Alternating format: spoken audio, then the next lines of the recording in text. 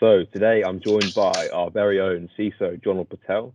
Jonil is going to be talking about recent trends that have shaped the IT and security industry. Hi, Johnny. Thanks for dragging me away and making these videos. Always a pleasure. So Jonil, to get us started, what are the key trends that we've seen over the last 6 to 9 months with all the changes going on in society? How has that impacted IT security and the threat landscape? It's an interesting question there, Johnny. I think as we're a security-focused business, one thing I would say is that we haven't had to do too much of the infrastructure side from a remote working aspect, as I'm sure you can understand.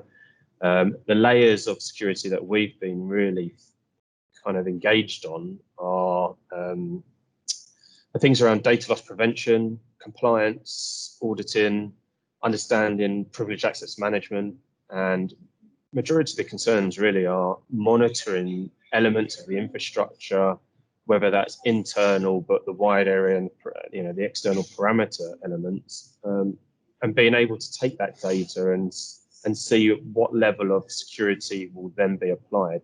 As you can imagine, costs are of a concern. So it's not about layering technologies on there that are enterprise level solutions, but understanding what really works for an individual business from an infrastructure perspective, but also from a business element. Things have changed, operational elements have changed, processes have changed. And I think, from a CISO perspective, it's understanding the entire 360 model of the business to really be able to deliver that security value.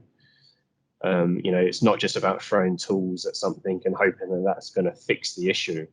We really need to understand the people, the process, and the technology to really deliver.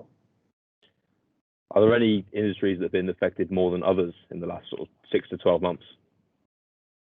I'd say probably something that we haven't really can help identify. We're still looking at that data, to be honest with you. We have seen a huge influx from legal, manufacturing, schools, education elements. And I think the funny thing is everyone has a very similar requirement at the moment, and that's awareness and training is probably one of the biggest factors that would probably sit as an overarching requirement for multiple industries.